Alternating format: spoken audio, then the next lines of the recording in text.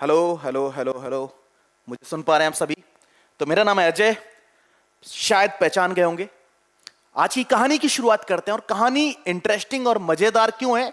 क्योंकि आज हम कंक्लूड करेंगे प्रीवियस 2 लेक्चर्स को। तो आप मुझसे क्वेश्चन कर सकते हो कि सर प्रीवियस 2 लेक्चर्स में आपने क्या किया? कंक्लूड नहीं किया था क्या? ऐसा बस केवल बता दी थी बातें क्या? तो कंक्लूड करने का मतलब है यार कि जब तक आपकी समस्या बनी हुई है, जब तक आपको क्वेश्चन सॉल्व करना नहीं आता, तो मुझे आपको क्वेश्चन सॉल्व करना सिखाना है कि कैसे कोई क्वेश्चन हैंडल किया जाए। मैं बिल्कुल बेसिक से क्वेश्चंस आपके सामने लेके आया हूं कि यार मुझे सबसे पहले आपको एक टच देना है, एक सब्जेक्ट को लेके टच देना है कि एग्जैक्टली मैं किस प्रकार के क्वेश्चंस मेरे सामने आएंगे और मैं उसे कैसे हैंडल करूंगा, है ना? और प्रीवियस 5 इयर्स की एनालिसिस वो ये बात कहती है कि यार आज एग्जाम टफ नहीं है, थोड़ा सा चैलेंज इस वजह से क्रिएट होता चला जा रहा है बिकॉज ऑफ आपको स्पीड मैनेज करना आना चाहिए इस एग्जाम के लिए। तो स्पीड एंड एक्यूरेसी का अब एग्जाम हो चुका है। तो शुरू करते हैं। करंट एंड इलेक्ट्रिसिटी के क्वेश्चन कैसे सॉल्व किए जाएंगे वो, ठीक है? और मजेदार होने वाला लेक्चर। अगर मैं बात करूं प्रीवियस लेक्चर्स की, तो मैंने आपसे डिस्कशन क्या क्या किया है आपको याद दिला देता हूं। सबसे पहले मैंने आपसे बात की होगी कंडक्टर्स को लेके। याद होगा आपको, मैंने आपसे डिस्कस किया कि कंडक्टर क्या होते हैं। कंडक्टर क्या होते हैं, है ना? वैसे मैं इसको और बेहतर एक्सप्लेन करने वाला हूं सेमीकंडक्टर फिजिक्स में, लेकिन मैंने बेसिक सी इंफॉर्मेशन आपको दे दी थी कि कंडक्टर वो मटेरियल हैं जो चार्ज को एक जगह से दूसरी जगह लेके जा सकते हैं। अब वो चार्ज को एक जगह से दूसरी जगह तो तभी लेके जा सकते हैं जब उनके पास फ्री इलेक्ट्रॉन्स अवेलेबल हों। मैं सॉलिड्स की बात कर रहा हूं। सॉलिड्स के लिए मैं कंडक्टर वर्ड यूज करता हूं। अगर मैं फ्लूइड्स की बात करूं तो फ्लूइड्स के लिए मैं इलेक्ट्रोलाइट वर्ड यूज करता हूं। इलेक्ट्रोलाइट जो चार्ज को एक जगह से दूसरी जगह लेके जा सकते हैं, वो सभी कंडक्टर्स हैं। लेकिन वहां पे कंडक्टर वर्ड यूज ना करके इलेक्ट्रोलाइट वर्ड यूज कर लिया जाता है। सॉलिड्स के लिए हम कंडक्टर वर्ड यूज करते हैं। तो कंडक्टर्स क्या होते हैं ये मैं बता चुका हूं। कंडक्टर्स के बाद आपको पता है कि मैंने कंडक्टर्स में ये बताया कि इसमें रैंडम मूविंग फ्री इलेक्ट्रॉन्स हैं जो इधर उधर भटक रहे हैं। अगर वो इधर उधर भटक रहे हैं तो मुझे उनको एक पाथ देना पड़ेगा, एक लेआउट प्रोवाइड करना पड़ेगा। उसके लिए मैं क्या करने वाला हूं, उसके लिए मुझे कहीं ना कहीं इस कंडक्टर को एक्सटर्नल फील्ड में प्लेस करना पड़ेगा। एक्सटर्नल फील्ड में प्लेस करने की वजह से इलेक्ट्रिक फील्ड लाइंस इस कंडक्टर से होकर गुजरती हैं, और इलेक्ट्रिक फील्ड लाइंस गुजरने की वजह से आपको पता है इसके अंदर पड़े हुए इलेक्ट्रॉन्स को एक पर्टिकुलर डायरेक्शन में फोर्स लगना स्टार्ट हो जाता है, और जिस डायरेक्शन में फोर्स लगना स्टार्ट होता है उस डायरेक्शन में वो इलेक्ट्रॉन्स मूव करने लग जाते हैं। ये चर्चा मैं कर चुका हूं। एक्सटर्नल इलेक्ट्रिक फील्ड कैसे मेंटेन की जाएगी, यानी प्लेस किया जाएगा, तो आपको पता है मैंने बैटरी का भी कॉन्सेप्ट बताया था। मैंने बैटरी को लेकर ज्यादा डिस्कस किया नहीं है आपसे, लेकिन मैं अभी करूंगा, ठीक है? तो कंडक्टर्स को लेकर चर्चा, उसके बाद पोटेंशियल डिफरेंस की बातें। पोटेंशियल डिफरेंस के बाद मुझे कुछ वर्ड मिले, जैसे ड्रिफ्ट स्पीड एक वर्ड मुझे मिला। ड्रिफ्ट स्पीड मुझे वर्ड मिला। ड्रिफ्ट स्पीड के बाद मैंने करंट वर्ड आपके सामने प्लेस किया कि करंट एग्जैक्टली क्या होता है। करंट के कुछ फॉर्मूले, जैसे I is equal to Q upon T, या फिर dq अपॉन dt, या फिर NEAVD in terms of drift speed. Drift speed का फॉर्मूला मैंने आपको बताया था, VD is equal to EE tau upon m, जहां पे टाउ को मैंने रिलैक्सेशन टाइम कहा था। रिलैक्सेशन टाइम जो कि डिपेंड करता है मटेरियल पे। रिलैक्सेशन टाइम मटेरियल डिपेंडेंट है। क्लियर? ये रिलेशन के बाद मैंने करंट डेंसिटी आपसे डिस्कस किया, that is J is equal to I upon A। J को मैंने वेक्टर क्वांटिटी कहा, है ना? इसकी unit ampere per metre square, ठीक है? क्लियर?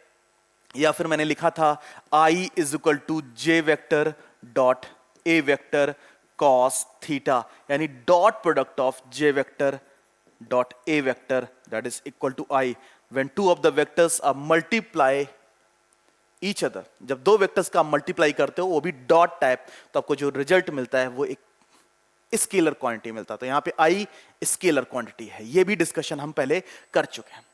इसके अलावा मैंने आपसे क्या और डिस्कस किया, जैसे मैंने आपसे डिस्कस किया था कि V is equal to IR, जिसको मैंने ओम्स लॉ नाम दिया, ओम्स लॉ। और वेरिफिकेशन से ये बात मुझे पता चली कि R की जो वैल्यू होती है वो ml upon NE square A tau होती है। यहां से मैंने इसको m यानी l को अलग किया, a को अलग किया, तो मुझे मिला m upon N E square tau, जिसको मैंने रो कहा, रो जिसको आपने नाम दिया था रेजिस्टिविटी या फिर स्पेसिफिक रेजिस्टेंस। क्लियर? इसका नाम दिया था रेजिस्टेंस, यानी जब आप पोटेंशियल डिफरेंस मेंटेन करते हैं तो सर्किट में करंट फ्लो करने लग जाता है। जितना ज्यादा वोल्टेज, जितना ज्यादा पोटेंशियल डिफरेंस, उतना ही ज्यादा करंट। इसके अलावा मैंने आपसे क्या और डिस्कस किया, जैसे series combination of resistance, that is R is equal to R1 plus of R2 plus of R3, and parallel combination that is 1 upon R is equal to 1 upon R1 plus 1 upon R2 plus 1 upon R3, अगर आपको net resistance find out करना है तब। ठीक है, ये discussion मैं previous classes तक आपसे कर चुका हूं। इसके अलावा मैंने आपको किरचॉफ लॉ भी बताया था। मैंने बोला था सर्किट को सॉल्व करना है तो किरचॉफ लॉ को लेके मैंने दो लॉज दिए।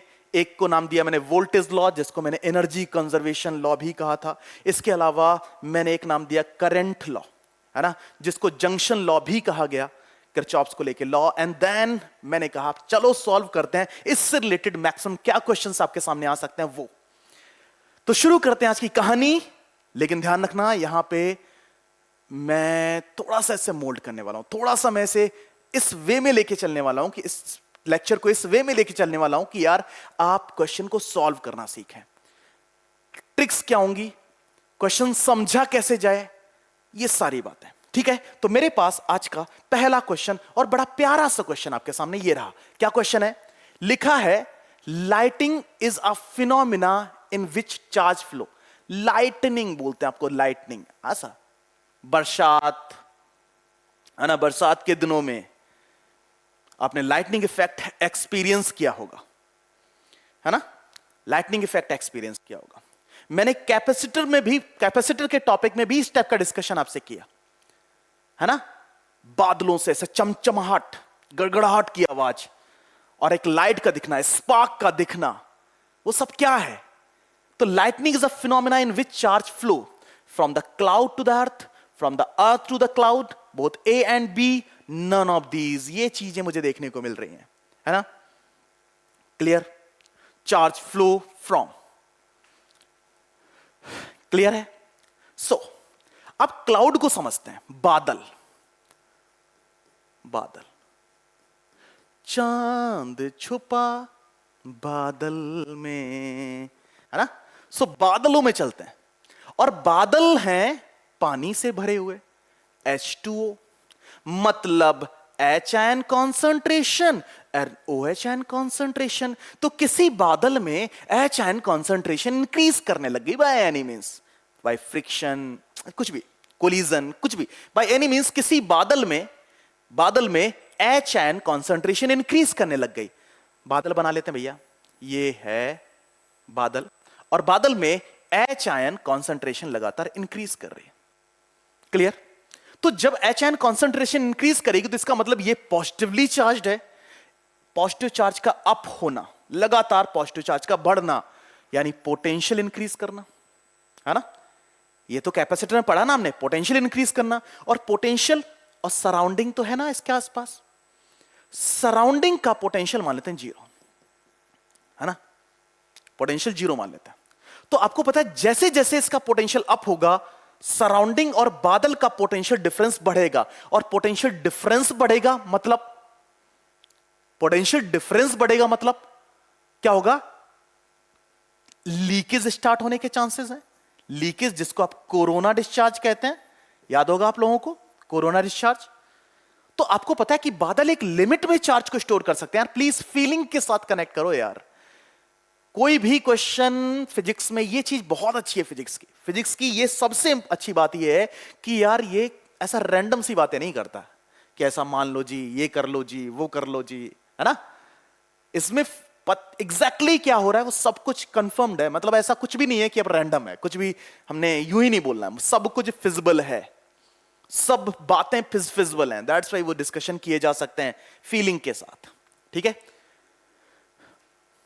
ये है पोटेंशियल डिफरेंस इंक्रीज हुआ, लीकेज के चांसेस बढ़ गए, लीकेज के चांसेस बढ़ गए। अब लीकेज के चांसेस बढ़ गए तो इसका मतलब क्या होगा? H आयन, यानी ये बादल H आयन थ्रो करने लग जाएगा। क्या? H आयन थ्रो करने लग जाएगा। ठीक है, और वो किधर की तरफ ट्रेवल करेगा? अर्थ की तरफ। अर्थ की तरफ क्यों? क्योंकि आपको पता है, अब आपको पता है कि जहां उसे कंडक्शन मिलेगा, जहां पे वो आसानी से मूव कर सकता है, वहां से वहां फ्लो करने लग जाएगा। तो कहां से कहां फ्लो कर रहा है? टूवर्ड्स अर्थ। कहां की तरफ? टूवर्ड्स अर्थ फ्लो कर रहा है। तो क्या होगा? From the cloud to the earth, यानी charge can flow from cloud to the earth, है ना? क्लियर? ऐसा भी हो सकता है, ये भी केस है ना। लेकिन एक चीज और समझने वाली है कि कई बार केसेस थोड़े डिफरेंट है। अब जनरली तो मुझे यही देखने को मिलता है, तो मेजरली जो आंसर आप देंगे तो वो ये आंसर दे देंगे। मेजरली आंसर आप ये देंगे, यानी charge will flow from cloud to earth, earth की तरफ फ्लो करता है। ठीक है, अर्थ की तरफ फ्लो करता है, क्योंकि आपको पता है फ्लो कहां से, अब OH कॉन्सेंट्रेशन इंक्रीज कर रही है, OH कॉन्सेंट्रेशन, तो आपको पता है कि वो भी कहां तक, कहां की तरफ? अर्थ की तरफ। तो the from the cloud to the earth. Done? ठीक है। So lightning is a phenomena जहां पे आप कैपेसिटर टॉपिक देखो, कैपेसिटर टॉपिक भी आपने समझा, कैपेसिटर टॉपिक भी समझा कि भैया एक लिमिट में ही चार्ज को स्टोर कर सकता है। ठीक है, ये बात समझ आ गई होगी। दूसरी बात करना स्टार्ट करते हैं। दूसरा क्वेश्चन मेरे पास क्या है? The amount of charge Q is passed in a time T through a cross section of a wire. यानी अगर मैं एक वायर के क्रॉस सेक्शन की बात करूं, एक वायर की बात करूं, तो आपको पता है कि मैंने आपको जब करंट एंड इलेक्ट्रिसिटी पढ़ाया, तो ये वायर है और इस वायर में, इस particular area of cross section से निकलने वाला charge Q is equal to 5t square plus 3t plus 1 है। इसका मतलब इस एरिया ऑफ क्रॉस सेक्शन से निकलने वाला जो चार्ज है वो यूनिफॉर्म फ्लो है, नॉन यूनिफॉर्म फ्लो? यार भैया, t इज इक्वल टू 0 की बात करें तो Q is equal to 1 coulomb है, और t is equal to 1 second की बात करें तो आपके पास Q इज इक्वल टू कितना है? 1538 819 कूलम चार्ज है। t is equal to 2 second की बात करें तो आपको पता है 2 2 4 5 20, 20 प्लस 6 26 एंड 27, यानी 27 कूलम है। इसका मतलब this is the non uniform flow of charge, this is not the uniform flow of the charge. यहां पे यूनिफॉर्म फ्लो चार्ज का नहीं है। आपको पता है जब चार्ज का यूनिफॉर्म फ्लो होता था तो I इज इक्वल टू क्या करते थे? Q अपॉन T, कि भैया इतना चार्ज इतने समय में एक particular area of cross section से गुजर रहा है, तो क्या करते थे? I is equal to Q upon T।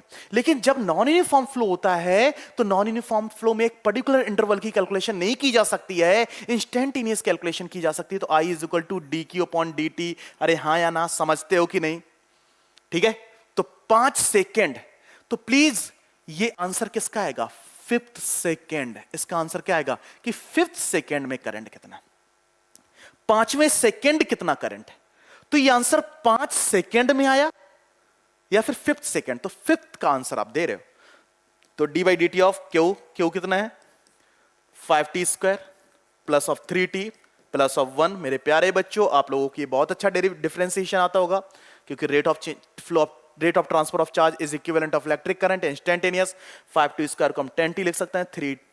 अब आपको पता है t की वैल्यू 5 सेकेंड, तो 5 10 50 plus of 3, this equal to 53 ampere. यानी अगर मैं 5th सेकेंड की बात करता हूं तो करंट कितना है? 53 एम्पियर करंट है। ठीक है, अगर मैं 4 सेकेंड की बात करता, 4.5 सेकेंड की बात करता, 4.2 सेकेंड की बात करता, तो हर टाइम आपको करंट अलग अलग मिलता। तो यहां पे हम non uniform flow of charge की बात कर रहे हैं। क्लियर है ना? तो ये क्वेश्चन भी देखने को मिल सकता है। तो ये हमें समझना पड़ेगा कि भैया फ्लो जो है वो यूनिफॉर्म है, नॉन यूनिफॉर्म है। अगर फ्लो यूनिफॉर्म है तब तो करंट कैलकुलेट करने गया, भैया 10वीं कक्षा में हमने ये बात पढ़ी है, छोटी क्लासेस में ये बात पढ़ी है कि यार फ्लो अगर यूनिफॉर्म है तो simple I is equal to Q upon T लगा दो। लेकिन अगर फ्लो नॉन यूनिफॉर्म है तो आपको पता है एक रेगुलर इंटरवल ऑफ टाइम, एक लार्ज इंटरवल ऑफ टाइम के लिए हम कैलकुलेशन नहीं कर पाएंगे। मैं इंस्टेंटेनियस कैलकुलेशन करने जाऊंगा, तो मैंने वो कर लिया। ठीक है, देखते हैं भैया कि नेक्स्ट क्वेश्चन क्या है, क्योंकि क्वेश्चन बहुत ज्यादा है, डिस्कशन भी स्ट्रांग होना चाहिए। हर क्वेश्चन में फील करना है कि मैं आपको क्या बताना चाहता हूं।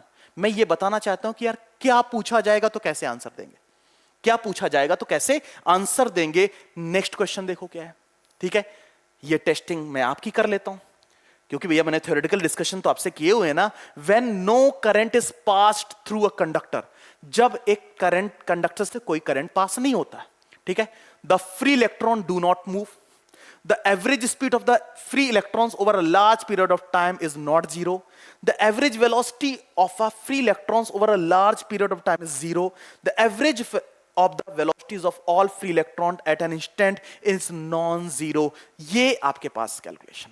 अगर आपने मेरा ड्रिफ्ट स्पीड वाला, जब मैंने आपको ड्रिफ्ट स्पीड की बातें करनी आपसे शुरू की थी, तो शायद आपको थोड़ा बहुत याद हो. मैंने कहा था कि अगर मैं VRMS की बात करता हूं, root mean square velocity, that is equal to under root of 3kT upon m, and that is equivalent of 10⁶ meter per second. लेकिन मैं एवरेज VRMS की बात करता हूं तो मुझे जीरो मिलता है.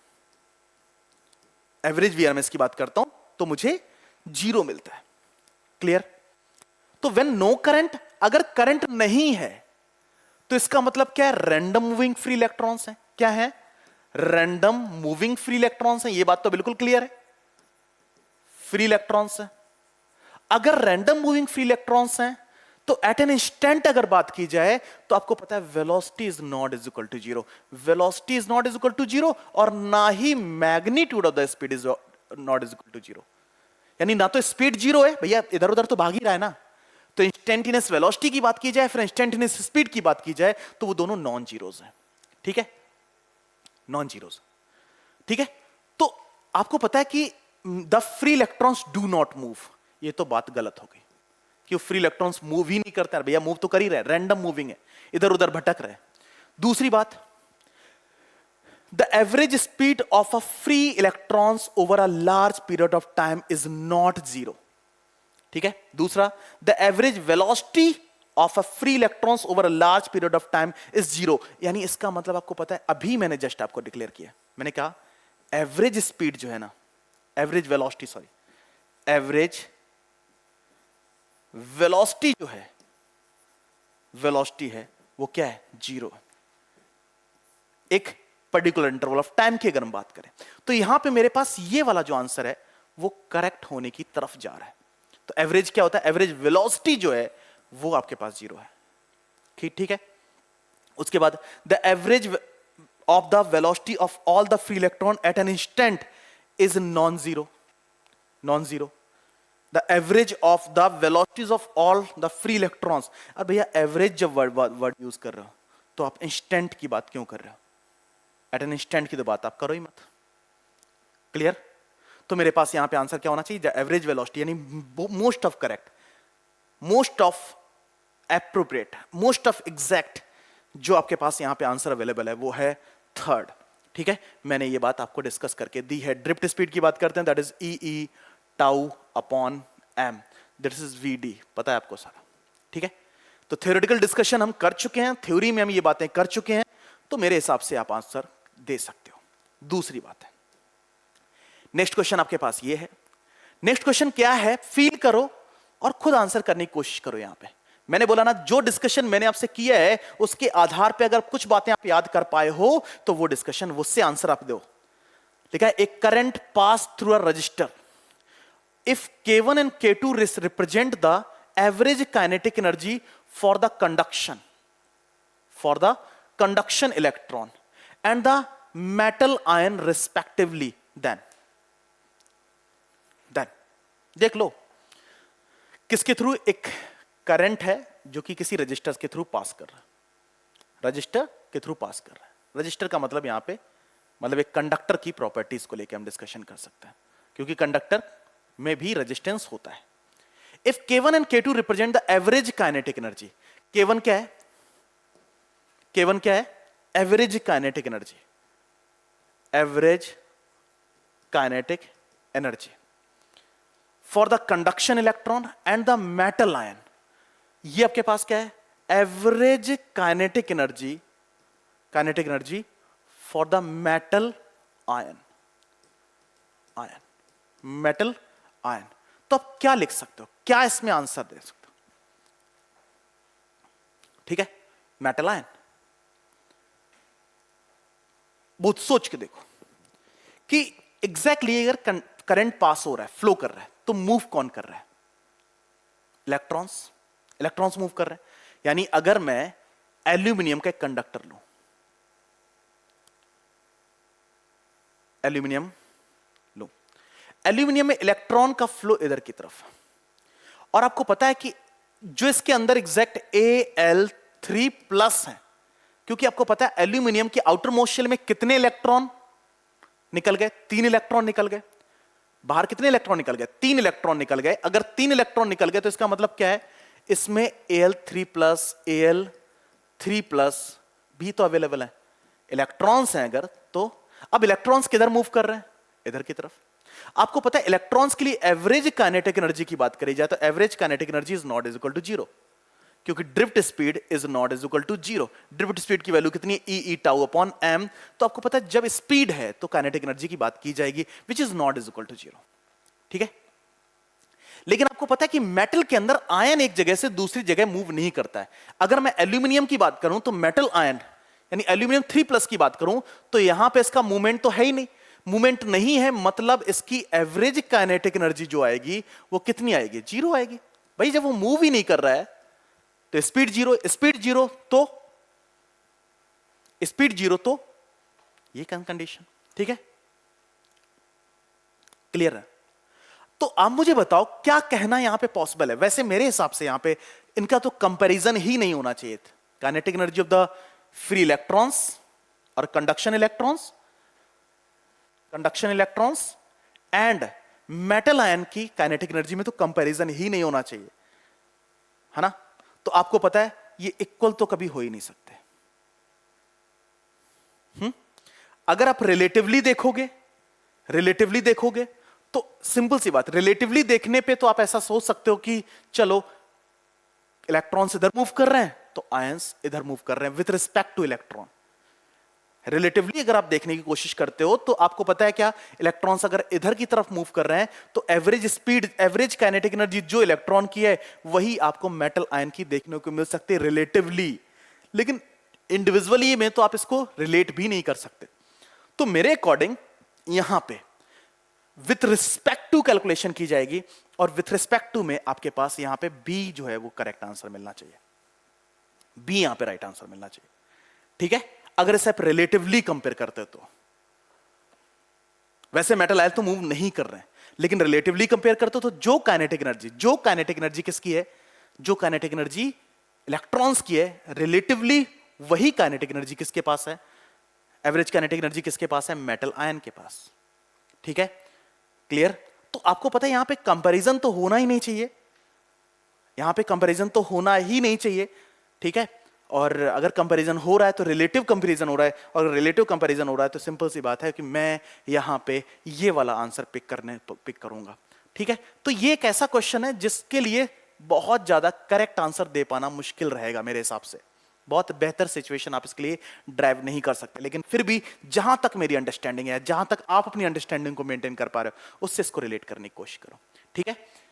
इसके बाद चर्चा का विषय नेक्स्ट है, नेक्स्ट ये है in the equation A B is equal to C, A B is equal to C, A is the current, A current है, करंट डेंसिटी है, C is the electric field, C जो है वो electric field है, सी जो है वो electric field है, तो बी क्या होगा, ठीक है, बी क्या होगा, क्लियर।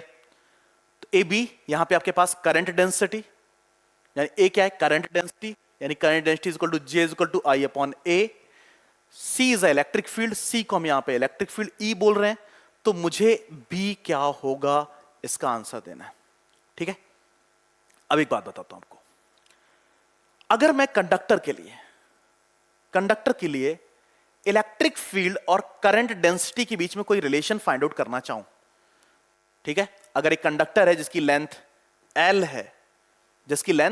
है और इसमें जिसके क्रॉस मैंने पोटेंशियल डिफरेंस जो मेंटेन किया है वो V है, this potential difference across it this, तो E is equal to V upon L या फिर V is equal to E into L, आप ऐसा लिख सकते हो, पोटेंशियल डिफरेंसेस के अक्रॉस E इंटू L है, ठीक है। अब V इज इक्वल टू क्या होता है, अगर मैं V की बात करूं तो V इज इक्वल टू क्या होता है, IR, क्योंकि मुझे क्या करना है, मुझे कुछ ऐसा करना है जिससे मैं इसको रिलेट कर पाऊं। प्लीज ध्यान से देखना, मुझे करंट डेंसिटी को इलेक्ट्रिक फील्ड को और एक अननोन वेरिएबल को रिलेट करना। तो भैया मुझे इलेक्ट्रिक फील्ड भी चाहिए, मुझे करंट डेंसिटी भी चाहिए और मुझे एक अननोन वेरिएबल। तो इसका मतलब मुझे दो तो टर्म चाहिए, दो टर्म तो पहले से मुझे कलेक्ट करने पड़ेंगे। तो यार मेरे पास मुझे ये पता है, आपको पता है इसके क्रॉस अगर मैं पोटेंशियल डिफरेंस मेंटेन करता हूं तो V इक्वल टू क्या होता है, V इक्वल टू होता है आई आर होता है ना। V इक्वल टू क्या होता है, आई आर। डन। तो मुझे बताओ क्या ऐसा करें जिससे मैं इनको रिलेट कर पाऊं, अच्छा एक बात बताओ, क्या मैं इसको ऐसे लिख सकता हूं, आई आर की जगह क्या मैं रो एल बाई ए लिख सकता हूं कि नहीं, बताओ। R is equal to rho L by A होता है ना। और V की जगह क्या मैं लिख सकता हूं, E इंटू एल, आई रो एल अपॉन ए, एल से एल चला गया, ठीक है। आपको पता है आई अपॉन ए क्या होता है, जे होता है। तो जे रो इज इक्वल टू ई। तो आपके पास जे है, ई है, देखो ध्यान से, आप देखो ध्यान से, ए की वैल्यू, ए क्या है, ए एक्चुअली जे है, ठीक है। सी क्या है, ई है। तो J is equal to J into unknown variable B into E, ये आपके पास है। कंपैरिजन करके देखो, ध्यान से कंपैरिजन करके देखो, तो जहां पे ध्यान से देखो, अगर कंपैरिजन करो, जहां पे E है ये E है, जहां पे J है ये J है, बट यहां पे जो B है वहां क्या है, रो। क्या है, रो, मतलब रजिस्टिविटी। तो क्या आंसर होगा, रजिस्टिविटी, है ना। क्लियर, ठीक है। तो आपके पास ये एक रिलेशन होता है। आपको पता है कि रो इज इक्वल टू होता है 1 अपॉन सिग्मा यानी कंडक्टिविटी। तो मैं इसको लिख सकता हूं E is equal to J into 1 upon sigma, या J is equal to sigma E भी इसे लिखा जा सकता है। J एक वेक्टर क्वांटिटी है, इलेक्ट्रिक फील्ड इंटेंसिटी भी एक वेक्टर क्वांटिटी है। तो यहां पे मुझे एक फॉर्मूला और मिल जाता है, J is equal to sigma E।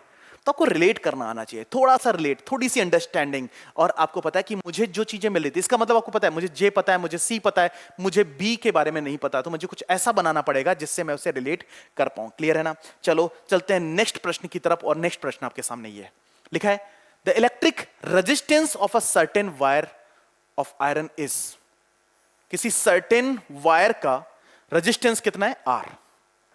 If its length and radius are both doubled, यानी लेंथ और रेडियस को आपने डबल कर दिया। लेंथ को क्या कर दिया, 2l, यानी l dash that should be equal to 2l। Area को क्या कर दिया, 2a, एरिया को भी डबल कर दिया।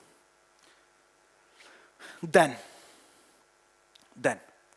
आपको पता है रेजिस्टेंस इज इक्वल टू क्या होता है, रो एल बाई ए, ये होता है ना। आपने क्या किया, रो एल को क्या कर दिया, डबल, और एरिया को भी क्या कर दिया, डबल, 2 से 2, यानी रो एल बाई ए। यानी आपको पता है कि रेजिस्टेंस आर डैश अभी भी आर के बराबर है, यानी रेजिस्टेंस पे कोई प्रभाव नहीं पड़ा, रेजिस्टेंस चेंज नहीं हुआ। और आपने बहुत अच्छे से पता है कि मटेरियल तो आपने बदला ही नहीं है, इसका मतलब रेजिस्टिविटी जो है वो उतनी ही रहेगी। रेजिस्टिविटी मींस स्पेसिफिक रेजिस्टेंस, जो कि मटेरियल डिपेंड है, उसमें भी कोई बदलाव नहीं आएगा, और रेजिस्टेंस में भी कोई बदलाव नहीं आएगा। The resistance and specific resistance will both remain unchanged. तो यहां पे आप आंसर दे दो, है ना। तो यहां पे मुझे लगता नहीं कि आपको ये बात नहीं पता थी। आप बिल्कुल बेसिक सी बातें जो मैंने थ्योरेटिकली आपसे डिस्कस की हैं, अगर वो अप्रोच भी आप रखते हैं तो आप आसानी से इस क्वेश्चन का आंसर कर सकते थे।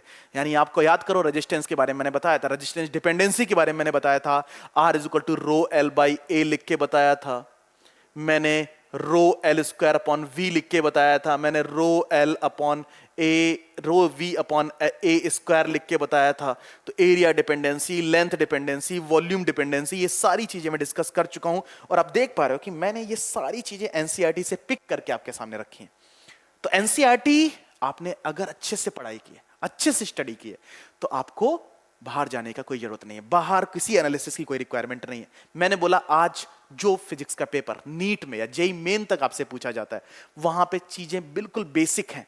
अपने बेसिक्स को स्ट्रांग करो। आप बहुत ज्यादा अपने लिए हाइप क्रिएट करके मत रखो सब्जेक्ट को लेके। एक बेसिक सी एनालिसिस, और आप देखना आप में क्या चेंजेस दिखाई देते हैं। मैंने बोला सभी कॉन्सेप्ट, अगर मैं आईआईटी जेईई एडवांस की बात करूं तो आईआईटी जेईई एडवांस का पेपर भी कहीं ना कहीं फीचर्ड होता है बेसिक्स से। आपके बेसिक्स जितने स्ट्रांग हैं, आप आसानी से क्वेश्चन कर पाओगे, कोई मुश्किल नहीं आएगी। नेक्स्ट क्वेश्चन आपके सामने ये रहा। क्वेश्चन देखो और ट्राई करो इसे सॉल्व करने का, है ना। A wire X is half the diameter and the length of a wire y of the similar material, the ratio of resistance of x to that of y is, है ना? ठीक है, क्लियर? मटेरियल सिमिलर है, तो similar material word use होते ही आपको दिमाग में पता चल गया कि y का जो रजिस्टिविटी है वो x का भी रजिस्टिविटी है ना? ठीक है? A wire x is half the diameter and the length of wire y of similar. This half the diameter and the length. क्या? ध्यान से देखो, जो x है ना, x की जो डायमीटर है वो आधा है, x का जो लेंथ है वो आधा है. ठीक है? आप ऐसा समझो कि x एक वायर है, x एक वायर है जिसकी लेंथ है l और इसका डायमीटर कितना है? d. डायमीटर कितना है? d. दूसरा वायर है, ये x वायर है, और y जो वायर है, y जो वायर है, इसकी जो लेंथ है वो है 2l. क्यों 2l है? क्योंकि x इससे आधी है और इसका जो डायमीटर है वो है 2d. ठीक है? मुझे इसके रेजिस्टेंस का रेशियो फाइंड आउट करना है, रेजिस्टेंस रेशियो. अब रेजिस्टेंस का फॉर्मूला होता है, पहले वायर के लिए Rx की बात करूं तो रो L अपॉन A कितना होता है? पाई R स्क्वायर. R की जगह मैं d/2 का होल स्क्वायर लिख सकता हूं. ठीक है? ये आपके पास Rx है. और अगर मैं Ry की बात करूं तो Ry रो L कितना है? 2L अपॉन पाई डायमीटर 2d अपॉन 2 का होल स्क्वायर. ये आपके पास है. यहां से आपको मिलता है rho into 2L upon pi into 4d square. या फिर एक काम करो ना यार, इतना सारा कैलकुलेशन काहे को कैलकुलेशन करना? पाई 2 से 2 यानी पाई d स्क्वायर. यहां पे क्या है? पाई d स्क्वायर बाई 4, तो 4 ऊपर चला जाएगा, तो 4 times of rho L upon pi d square. यहां पे देखो 2 times of rho L upon pi d square. मैं रेशियो कंपेयर करता हूं x एंड y का, तो Rx आपके पास क्या आया? Rx आपके पास है 4 टाइम्स ऑफ L स्क्वायर, यानी रो L स्क्वायर, सॉरी, रो L upon pi d square. और Ry कितना है? Ry आपके पास है 2 रो L upon pi d square. Comparison देख लो, ये Rx जो है वो डबल है, यानी रेजिस्टेंस जो x का है वो डबल. यानी क्या इसका आंसर 2:1 आना चाहिए? 2:1. ये जस्ट इससे डबल है, तो आंसर क्या हो जाएगा? C. तो जो x वायर है उसका रेजिस्टेंस y वायर से डबल है. The answer is 2:1. क्लियर है ना? तो बेसिक सी बात थी और आप इस टाइप के क्वेश्चन करना जानते हो. ठीक है? नेक्स्ट प्रश्न आपके सामने ये रहा. मैं चाहता हूं आप ये क्वेश्चन खुद से करो.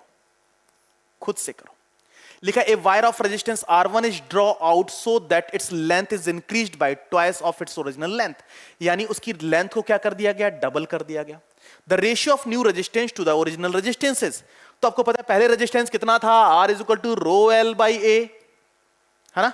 बाय एनी मीन उसकी लेंथ को डबल कर दिया गया. Draw out so that it length is increased by twice of its original length. इसकी लेंथ को डबल कर दिया गया. अब सिंपल सी बात, डबल कर दिया गया मतलब लेंथ को डबल करने का मतलब कुछ स्ट्रेच किया गया होगा. तो मैं आपसे जानना चाहता हूं, आपको पता है मैंने बताया था कि जब कभी इस टाइप की सिचुएशन मिले तो आप फॉर्मूले को इस फॉर्म में लिख के देख लें. क्यों लिख के देख लें? क्योंकि जब draw out so that its length increased by twice of its length. इसकी लेंथ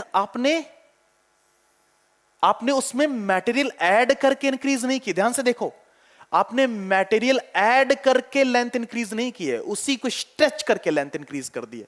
तो एरिया में चेंजेस आए होंगे, है ना? तो आपने जब मटेरियल ऐड ही नहीं किया तो वॉल्यूम में कोई चेंज नहीं आएंगे. तो आप इस बात को समझो कि फॉर्मूले को ये वाला फॉर्मूला आप यूज करो. ये वाला फॉर्मूला, इस वाले फॉर्मूले में देखोगे तो लेंथ तो डबल हो गया, तो एरिया में भी कोई चेंजेस आएंगे. जनरली स्टूडेंट को ये लगने लग जाता है सर लेंथ डबल हुई होगी तो एरिया आधा हो गया होगा. नहीं, वो सिमेट्रिक सिचुएशन नहीं है. मतलब एरिया और लेंथ में इस प्रकार का कोई रिलेशन नहीं है. ध्यान से देखो कि अगर एरिया का फॉर्मूला देखा जाए तो एरिया का फॉर्मूला होता है पाई R स्क्वायर और लेंथ आपके पास L है. तो यहां पे कहीं ना कहीं पाई आर स्क्वायर और एल में कोई भी रिलेशन नहीं मिल रहा है देखने को। तो इस वजह से आप ऐसा कभी भी नहीं कहोगे कि लेंथ को अगर डबल कर दिया तो एरिया आधा हो जाएगा या 4 गुना हो जाएगा, आधा हो जाएगा, कुछ भी आप स्टेटमेंट नहीं दे सकते। इस वजह से प्लीज आप इसमें कोई एक ऐसा फॉर्मूला देखो जहां पे एल को लेके तो चेंजेस दिखाई दे रहे हैं लेकिन वॉल्यूम को लेके कोई चेंजेस नहीं दिखाई दे रहे होंगे। तो आप इसको खुद से ट्राई करने की कोशिश करो। आप वो फॉर्मूला लगाओगे, आपके पास 100% आंसर मिल जाएगा। नेक्स्ट प्रश्न आपके पास ये रहा, ठीक है, ये प्रश्न, और प्रश्न को पढ़ते हैं। बड़ा सा लिखा हुआ प्रश्न, जनरली स्टूडेंट इसमें जल्दबाजी करता है और आंसर गलत कर देता है। क्वेश्चन क्या है? The drift velocity of electron decreases with the increase in temperature of the conductor. यानी अगर टेम्परेचर, कंडक्टर का टेम्परेचर इंक्रीज कर दिया जाए या सराउंडिंग का टेम्परेचर इंक्रीज कर दिया जाए, तो जैसे ही टेम्परेचर इंक्रीज करेगा ड्रिफ्ट स्पीड जो होती है वो डिक्रीज कर जाती है, वीडी डिक्रीज कर जाती है, ऐसा उसने कहा। The drift velocity is inversely proportional to the area of cross section of the given conductor. The drift velocity does not depend on the applied potential difference to the conductor. The drift velocity of electron is inversely proportional to the length of the conductor. The drift velocity increases with the increase of the temperature of the conductor. Choose the correct answer from the option given below. इसमें से मुझे option A, B, C, D, E जो है, इनमें मुझे answer देखने हैं, इनमें कौन सा करेक्ट है? The drift speed of electron decreases with the increase in the temperature of the conductor. पहला पॉइंट ये। The drift velocity is inversely proportional to the area of cross section. अगर drift velocity का formula देखें तो Vd is equal to क्या है? E tau upon m है।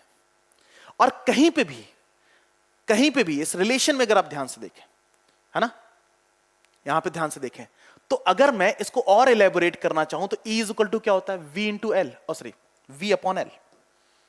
E is equal to क्या होता है? E is equal to क्या होता है? V upon L। तो मैं इसको लिखूंगा E V tau upon ml। तो ड्रिफ्ट वेलोसिटी जो है Vd जो है वो इनवर्सली प्रोपोर्शनल टू लेंथ है, inversely proportional to length. Drift speed जो है वो डायरेक्टली प्रोपोर्शनल टू है पोटेंशियल डिफरेंस के। ड्रिफ्ट वेलोसिटी जो है वो डायरेक्टली प्रोपोर्शनल टू है इलेक्ट्रिक फील्ड के। इस पॉइंट को हम आंसर में ले सकते हैं, ठीक है, क्लियर। अब यहां पे कहीं पे भी टेम्परेचर के साथ इसका रिलेशन नहीं डिक्लेयर कर रखा है, लेकिन फिर भी हम इसके टेम्परेचर के साथ रिलेट करने की कोशिश करेंगे, क्योंकि यहां पे जो टाउ है ना वो टेम्परेचर डिपेंडेंट है। जो रिलैक्सेशन टाइम है, रिलैक्सेशन टाइम वैसे तो ये इंडिपेंडेंट होता है, आपको पता ये है इंडिपेंडेंट है, और ये केवल और केवल मटेरियल डिपेंडेंट है। क्या है? मटेरियल डिपेंडेंट है। वैसे तो केवल मटेरियल डिपेंडेंट है, जब मटेरियल ही बदलोगे तभी आप टाउ के बारे में डिस्कशन कर सकते हो, ठीक है। लेकिन फिर भी मैं कुछ डिस्कशन करूंगा, तो अभी टेम्परेचर वाला टर्म हटा देते हैं, बाकी सारे आंसर्स देखते हैं। The drift velocity is inversely proportional to the area of cross section of the given conductor. देखो भाई, कहीं पे ऐसा दिखाई दे रहा है? कहीं पे भी ऐसा कुछ दिखाई दे रहा है? नहीं, ठीक है। तो आपको पता है इसके बारे में हम चर्चा अभी नहीं करेंगे। लिखा है next C, the drift velocity does not depends on the applied potential difference to the conductor. यार ये बात थोड़ी सी गलत मुझे दिख रही, क्योंकि साफ साफ दिख रहा है drift velocity depends on the potential difference across the end of conductor. The drift velocity of electron is inversely proportional to the length of the conductor. इसके बारे में भी चर्चा की जा सकती है, क्योंकि लेंथ पे inversely proportional to relation defined है, क्योंकि आपको पता है कि पोटेंशियल और लेंथ एक्चुअली आपस में रिलेट करते हैं। तो लेंथ पे डिपेंडेंसी मतलब पोटेंशियल डिफरेंस पे भी dependency. The drift velocity is increase with the increase in the temperature of conductor. तो आप यहां पे ध्यान से देखो, पहला the drift velocity does not depends on the applied potential difference, मतलब ये रॉन्ग है। The drift velocity of electron is inversely proportional, तो ये बात सही है, डी सही है, ठीक है, डी सही है। अब आप चाहो तो इसमें चूज भी कर सकते हो। अब डी तो मुझे पक्का पता है कौन सा है, डी जिसमें सही, तो डी केवल एक ही ऐसा ऑप्शन आ रहा है जिसमें डी सही है, बाकी तीन में तो डी है ही नहीं, ठीक है। इस टाइप से स्मार्ट थोड़ा सा बनो। कई बार क्या होता है टेम्परेचर के साथ, अब स्टूडेंट को मैंने अभी तक, अगर आप मेरी प्रीवियस एनालिसिस देखें तो वहां पे मैंने ड्रिफ्ट वेलोसिटी को टेम्परेचर के साथ रिलेट करके नहीं दिया है, फिर भी इस क्वेश्चन को आप आंसर में ले सकते थे। ये स्मार्टनेस आप में होनी चाहिए कि यार चलो भले ही टेम्परेचर के बारे में वैसे मुझे अभी बताना है, बट अगर नहीं भी पता है तब भी हम उसका आंसर दे सकते हैं। तो मुझे एक यहां पर डी आंसर करेक्ट मिल गया, पता है मुझे। सी गलत है, सी गलत है, क्योंकि बोलना does not depends on. B भी गलत है, क्यों गलत है? बोले area of cross section dependency, गलत। तो बी गलत, सी गलत। अब मेरे पास डी, ई और ए बचा है, तो डी तो सही है। अब इसमें ऑप्शन में डी और डी तो एक ही में सही है, तो आपके पास ए एंड डी ओनली। यहां पे बता देना चाहता हूं, वैसे जो टेम्परेचर जब बढ़ाते हो ना आप, टेम्परेचर जब बढ़ाते हो तो रिलैक्सेशन टाइम घट जाता है। भैया सिंपल सी बात है, रिलैक्सेशन टाइम घट जाता है। रिलैक्सेशन टाइम कैसे घट जाता है कि यार अभी तक केवल पोटेंशियल डिफरेंस ने एक इलेक्ट्रॉन की डायरेक्शन को बदला था। आपको याद होगा मैंने बताया था कि एक इलेक्ट्रॉन अगर इधर की तरफ मूव कर रहा है, पोटेंशियल डिफरेंस मेंटेन किया, पहले वो रैंडम मूविंग था और अब वो इधर की तरफ मूव करने लग गया, तो जब उसने अपनी वेलोसिटी को बदला तो उस समय जो उसने वेट किया उसको आप रिलैक्सेशन टाइम कहते हैं। और आपको पता है कि अब वेटिंग टाइम घट जाएगा, वेटिंग टाइम घट जाएगा मतलब वेलोसिटी जो ड्रिफ्ट स्पीड है वो घट जाएगी। तो यहां पे ए जो है वो करेक्ट आंसर बन के तैयार होता है, ठीक है। तो यहां पे B is a right answer, ठीक। तो ए और डी मेरे पास यहां पे करेक्ट आंसर है, क्लियर है ना, ठीक है। देखो एनसीईआरटी में ये बात डिफाइंड है, done.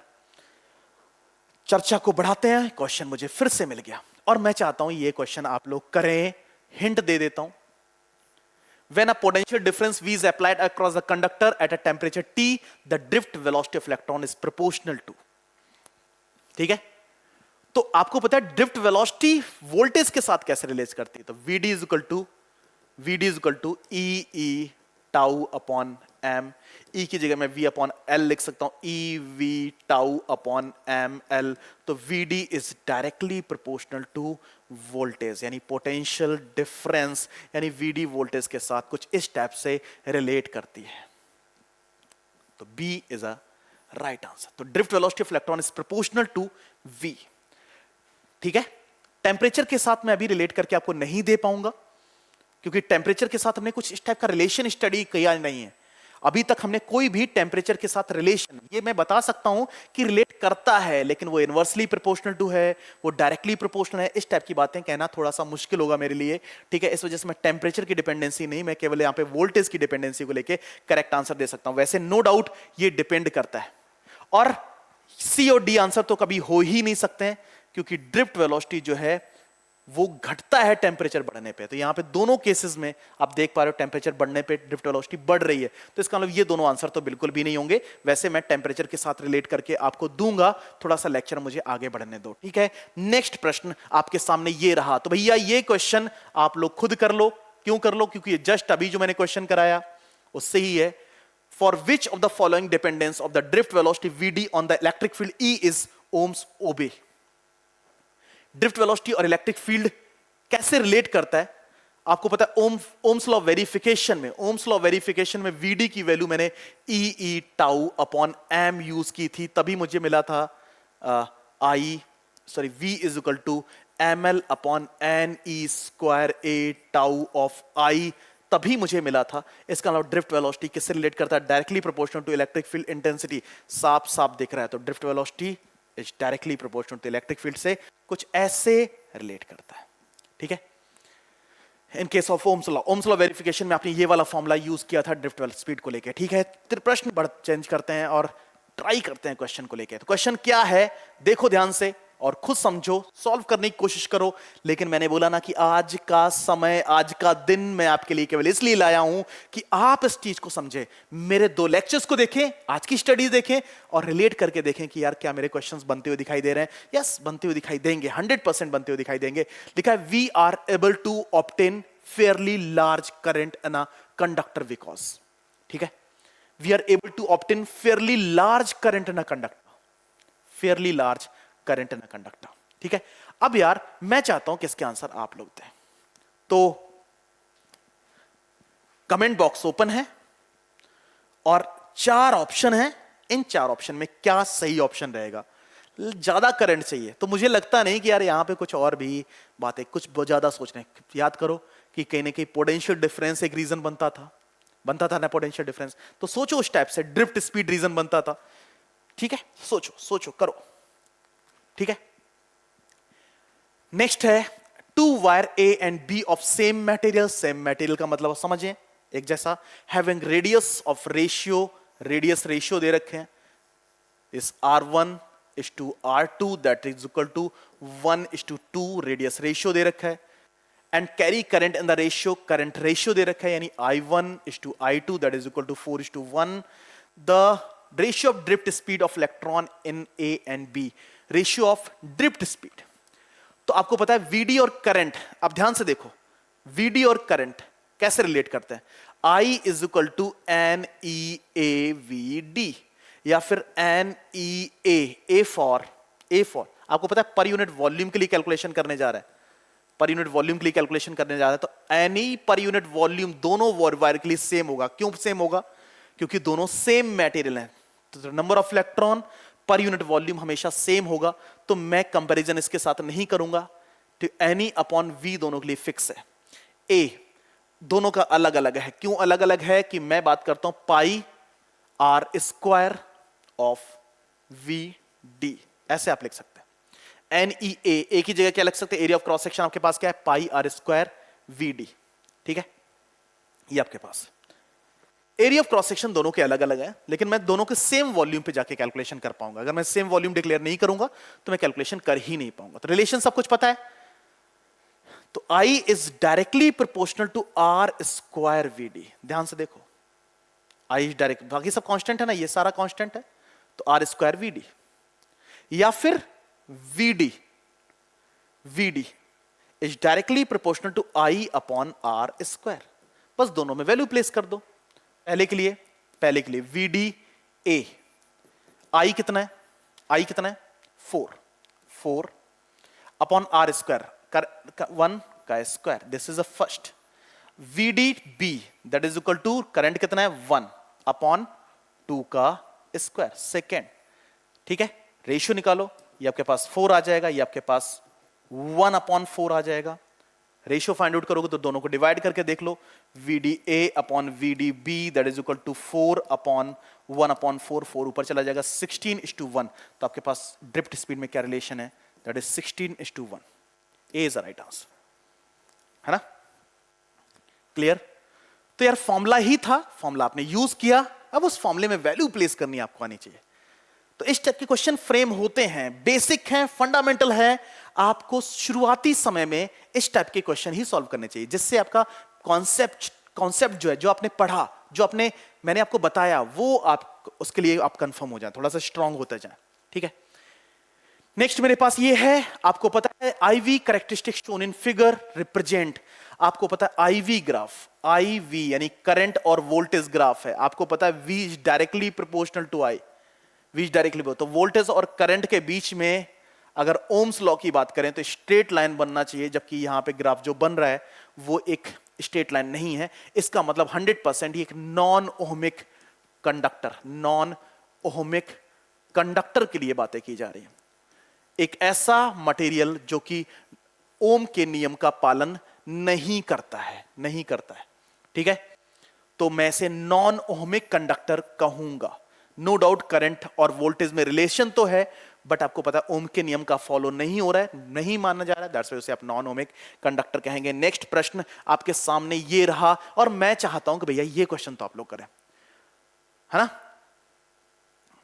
Constantan wire is used for making standard resistance because of its has, ठीक है। रेजिस्टेंस, स्टैंडर्ड रेजिस्टेंस हम इस वायर से बनाते हैं। क्यों बनाते हैं, इसका रीजन आप लोगों ने डिफाइन करना, सर्च करना है। क्या मैंने पढ़ाया, अगर नहीं पढ़ाया तो सर क्या रीजन होगा, क्या रीजन है, एक रेजिस्टेंस की क्या कैरेक्टरिस्टिक होनी चाहिए, वो सारी बातें आपको ध्यान में रखना है, ठीक है। नेक्स्ट प्रश्न आपके पास ये है, लिखा है bye increasing the temperature the specific resistance of the conductor and the semi conductor, है ना। अब आपको पता है ये बातें वैसे मैं सेमी कंडक्टर फिजिक्स में पढ़ाता हूं। सबसे पहले आपको पता है कि जब स्पेसिफिक रेजिस्टेंस की बात की जाए, इसका मतलब हम रजिस्टिविटी की बात कर रहे हैं, हाँ या ना। हम किसकी बात कर रहे हैं, रजिस्टिविटी। और रजिस्टिविटी हमने कहा था कि भैया ये मटेरियल डिपेंडेंट है, ये किसी फैक्टर पर निर्भर नहीं करती। लेकिन आपको मैंने बताया था कि भैया ये टेम्परेचर पे डिपेंड करती है। क्यों टेम्परेचर पे डिपेंड करती है, वैसे आपने कहा था इसे प्रॉपर्टी। फिर आप स्टूडेंट कह सकता है मुझसे, पूछ सकता है मुझसे कि सर एक तरफ आप उसको कैरेक्टरिस्टिक प्रॉपर्टी बता रहे हो कंडक्टर की, तो प्रॉपर्टी तो फैक्टर डिपेंडेंट नहीं होनी चाहिए। लेकिन यहां पे है rho is equal to rho not bracket 1 plus of alpha delta T, this is the resistivity. तो टेम्परेचर बढ़ाते हो रजिस्टिविटी बढ़ जाती है। लेकिन वहीं पे अगर मैं सेमी कंडक्टर की बात करूं, सेमी कंडक्टर्स की बात करूं, यानी कंडक्टर्स के लिए तो ये, सेमी कंडक्टर के लिए टेम्परेचर कॉफिशिएंट की वैल्यू नेगेटिव होती है, तो इसका मतलब टेम्परेचर बढ़ाओगे तो रजिस्टिविटी घट जाएगी। तो resistance increase for both, no, decrease for both, no, increase for the conductor and decrease for the semiconductor, yes. यानी टेम्परेचर बढ़ाने पे the specific, by increasing the temperature, temperature बढ़ाने से स्पेसिफिक रेजिस्टेंस बढ़ जाता है किसका, कंडक्टर्स का, लेकिन सेमी कंडक्टर घट जाता है। क्यों घट जाता है? क्योंकि टेम्परेचर कॉफिशिएंट अल्फा की वैल्यू सेमी कंडक्टर्स के लिए नेगेटिव होती है। तो जैसे जैसे टेम्परेचर अप करोगे तो formula rho is equal to rho not bracket 1 minus of alpha delta T है, जो जैसे जैसे टेम्परेचर बढ़ाओगे ये वैल्यू घटती चली जाएगी। नेक्स्ट प्रश्न आपके सामने ये रहा, द रिलैक्सेशन टाइम। अभी हम इसको लेके चर्चा कर चुके हैं। रिलैक्सेशन टाइम आपको पता है प्रॉपर्टी है मटेरियल की, तो ये कहीं ना कहीं डिपेंड नहीं करता, ये फैक्टर डिपेंडेंट नहीं होता है। इसका मतलब ये केवल किस पे डिपेंड करता था, मटेरियल पे डिपेंड करता था। लेकिन अभी जस्ट मैंने टेम्परेचर को लेकर डिस्कशन आप कर चुका हूं। एक क्वेश्चन मुझे मिला था कि भाई टेम्परेचर बढ़ाओगे रिलैक्सेशन टाइम टाउ डिक्रीज कर जाएगा, तो वीडी जो है वो डिक्रीज कर जाएगी। भैया रिलैक्स करने का टाइम ही नहीं मिलेगा। Increase with the increase in temperature, decrease with the increase in temperature, decrease with the increase in temperature, relaxation time decrease कर जाता है। क्लियर? ठीक है, ठीक। तो ये मैंने कुछ क्वेश्चंस लिए, मेरे पास कुछ क्वेश्चंस और भी हैं यार। देखो कॉम्बिनेशंस को लेकर क्वेश्चन मिलना स्टार्ट हो गया। रेजिस्टेंस कॉम्बिनेशन पढ़ा चुका हूं, series combination, resistance series and parallel combination, लेकिन मैंने हमेशा कॉम्बिनेशन को सॉल्व करने का एक अलग तरीका बताया।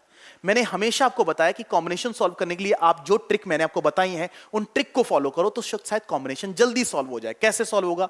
अ current of 15 milli ampere flows in the circuit, यहां से 15 मिली एंपियर करंट फ्लो करना स्टार्ट करता है, शोन इन फिगर।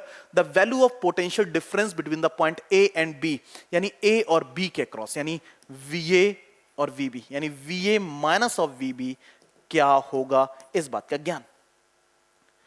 अब आपको पता है यहां पे बैटरी लगी होगी, इसका मतलब तभी तो सर्किट में करंट फ्लो कर रहे हैं। ठीक है, तो आपको पता है बैटरी से ड्रॉ करंट, मुझे पता है बैटरी, अगर यहां पे ध्यान से देखा जाए तो बैटरी कुछ ऐसे लगी हुई होगी, पता है, और उस बैटरी का ही पोटेंशियल पूछा गया, वी माइनस ऑफ वीबी पूछा गया। तो आपको पता है बैटरी से विड्रॉ होने वाला करंट पता है कितना है, I इज इक्वल टू 15 इंटू 10⁻³ एंपियर, है ना, एंपियर। तो अगर मुझे बैटरी से विड्रॉ होने वाला करंट पता है, बैटरी से का पोटेंशियल कैलकुलेट करना है, यानी V A minus of V B calculate करना है ना। तो अगर मुझे आर पता जाए, नेट रेजिस्टेंस से सर्किट का पता चल जाए, तो मुझे कैलकुलेशन बन जाएंगी। अब आपको पता है नेट रेजिस्टेंस कैलकुलेट करना है। यहां पे ध्यान से देखो, ये दोनों किसमें, पैरेलल में, क्योंकि जितना पोटेंशियल इस पॉइंट का होगा उतना ही पोटेंशियल इस पॉइंट का होगा, जितना पोटेंशियल इस पॉइंट का होगा उतना ही पोटेंशियल इस पॉइंट का होगा। मतलब ये दोनों सेम पोटेंशियल डिफरेंस से प्लेस हैं। अगर ये दोनों सेम पोटेंशियल डिफरेंस से प्लेस हैं, 100% दोनों किसमें होंगे, पैरेलल में। ठीक है, चाहो तो इस सर्किट को एक नया सर्किट ना बना सकते हो। जैसे इसका पोटेंशियल कितना था, वी है, यहां से इस पर कुछ ड्रॉप हो गया, यहां पे कितना बचा, V1, यहां भी कितना हो जाएगा, V1, यहां भी कितना होगा, V1। क्यों होगा?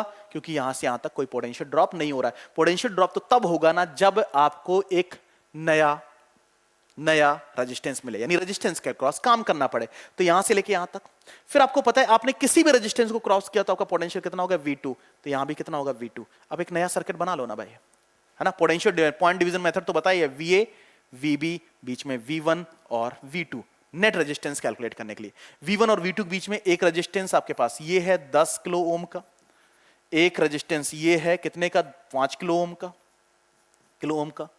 VA और V1 के बीच में, VA और V1 के बीच में 5 किलो, VA और V1 के बीच में 5 किलो ओम।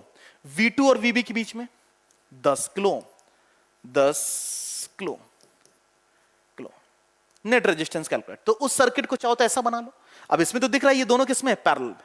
तो पैरेलल में रेजिस्टेंस फाइंड आउट करने का फॉर्मूला क्या होता है, 1/R is equal to 1/5 plus 1/10। LCM कितना आ जाएगा, 10, तो 2 plus of 1 that is equal to 3/10, यानी 10/3। इसका मतलब ये वैल्यू कितनी है, 10/3, 10/3। फिर ये और ये इन सीरीज, 5 प्लस 10/3 प्लस 10। ठीक है, तो 10 5 15 प्लस 10/3, एलसीएम कितना आ जाएगा, 3, 45 प्लस 10 कितना आया, 45 प्लस 10 यानी 55/3। ये आपके पास आ गया net potential, sorry resistance. Net resistance आ गया तो V इक्वल टू क्या होता है, IR। आई कितना आपके पास, आई कितना है 15 इंटू 10⁻³ आर आपके पास कितना है 55/3 इंटू 10⁻³ क्लोम में ये आपके पास कैंसिल हो गया तो 15 3 5 15 यानी 55 into 5 5 5 25 for the 5 and 2 5 5 25 2 27 275 volt कर पोटेंशियल ड्रॉप 275 वोल्ट है ना। एक बेसिक सी बात, छोटी सी क्लासेस में भी इस टाइप के डिस्कशन किए जा सकते हैं, है ना। तो मैं आपको क्या सिखाना चाहता हूं कि पॉइंट डिवीजन जब कभी आपके लिए, वैसे तो इस सर्किट में दिख रहा है कौन किसके पैरेलल में कौन किसके सीरीज में है, लेकिन मैंने आपको बताया कि आप please point division method use करें एक नया सर्किट बनाने के लिए। मैंने बोला ज्यादातर क्वेश्चंस इससे फ्रेम हो जाएंगे, ज्यादातर क्वेश्चन इससे सॉल्व हो जाएंगे, ठीक है। और भी देखो क्वेश्चन क्या है, क्वेश्चन देख लो ध्यान से। लिखा है वायर हैज अ रेजिस्टेंस 12 ओम। एक वायर है जिसका रेजिस्टेंस 12 ओम है। It is a band in the form of a circle, उसको सर्कल के फॉर्म में बैंड कर दिया गया, ठीक है। The effective resistance between the point of any diameter, यानी डायमेट्रिक पोजीशन के अक्रॉस रेजिस्टेंस कितना होगा। आपको पता है पूरा रेजिस्टेंस कितना था 12, तो इस हिस्से का रेजिस्टेंस कितना होगा 6 और इस हिस्से का रेजिस्टेंस कितना होगा 6। भाई टोटल कितना था, resistance directly proportional to length होता है, तो भाई इस पूरे रेजिस्टेंस, पूरा का रेजिस्टेंस कितना है, तो आधे वायर का रेजिस्टेंस कितना होगा, लेंथ आधी रेजिस्टेंस आधा। अब आपको पता है इसके अक्रॉस आपने रेजिस्टेंस फाइंड आउट करना है, तो 6 and 6 आर इन पैरेलल, तो 1/r is equal to 1/6 plus 1/6 यानी 2/6 यानी 6/2। द आंसर इज 3 ओम, ठीक है। रेजिस्टेंस कितना आ जाएगा 3 ohm, 3 ohm is the right answer. Clear, done. Next प्रश्न आपके सामने ये रहा, ये क्वेश्चन और नेट रेजिस्टेंस फाइंड आउट करना है, equivalent resistance across point A and B. ये ए पॉइंट है और ये बी पॉइंट है। मैंने आपको बहुत अच्छे से ज्ञान की बातें बता रखी है कि भैया पोटेंशियल डिवीजन मेथड यूज करो, पॉइंट डिवीजन मेथड यूज करो। आपको बहुत अच्छे से पता है इस पॉइंट का पोटेंशियल वी है, यहां से चलोगे तो यहां पे कुछ ना कुछ पोटेंशियल ड्रॉप हो जाएगा, तो यहां पे V1 मान लेते हैं। यहां पे VB है तो यहां भी कितना होगा VB, यहां भी कितना होगा VB होगा, क्योंकि आपको पता है जब तक नया रेजिस्टेंस नहीं मिल जाता तब तक पोटेंशियल उतना ही रहता है, ठीक है। तो यहां पे हर जगह पोटेंशियल कितना है VB है, ठीक है। तो यहां पे VA ले लो, यहां पे VB ले लो और बीच में V1 ले लो। VA और V1 के बीच में कितने रेजिस्टेंस, एक लगा हुआ है, कितना रेजिस्टेंस है R, कितना रेजिस्टेंस R।